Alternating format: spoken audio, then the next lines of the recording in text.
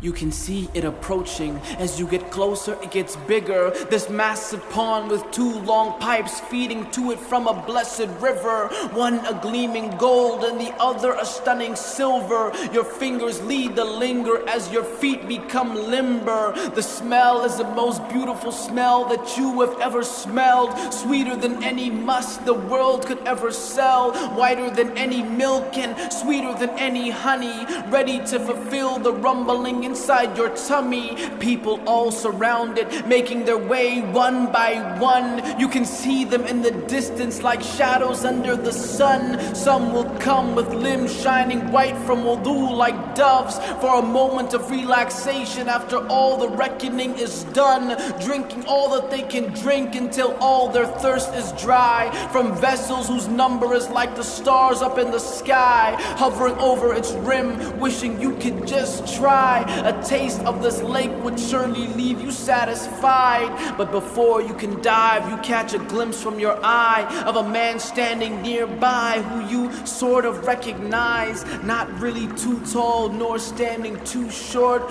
Loosely curled hair with splendid kneecaps and elbow joints. Not plump or chubby cheek, the type of person you would love to meet. Reddish skin with dark black eyes and long eyelashes that peaked. It is none other than Mohammed sallallahu alayhi wasallam, and you're standing by his feet.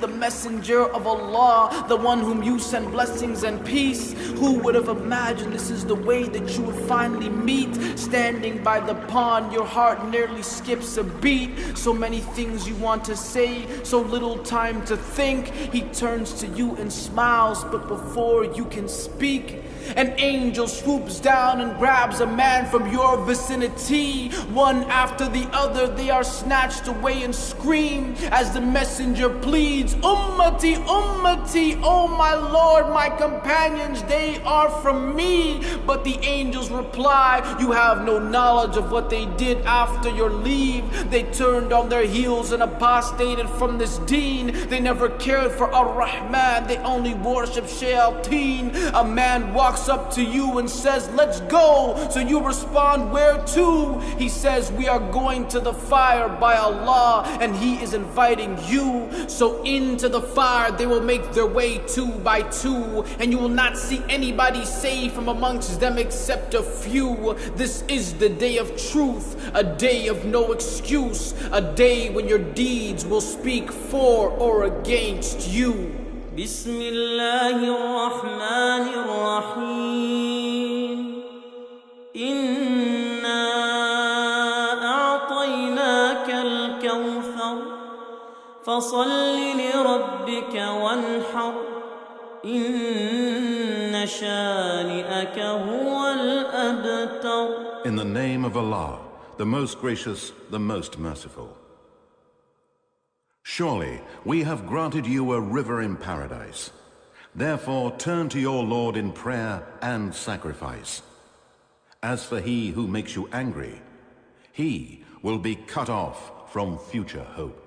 And for the believers, they will gather around what is known as Al-Hawd, which is a blessed pond whose source comes from the river known as Al-Kawthar in Jannah.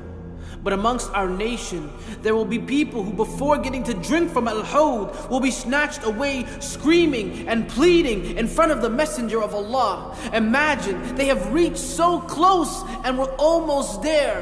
What was their crime, you might ask? Some of the scholars explain these were the people who apostated from this deen or innovated something in the religion that went against the mainstream version of Islam.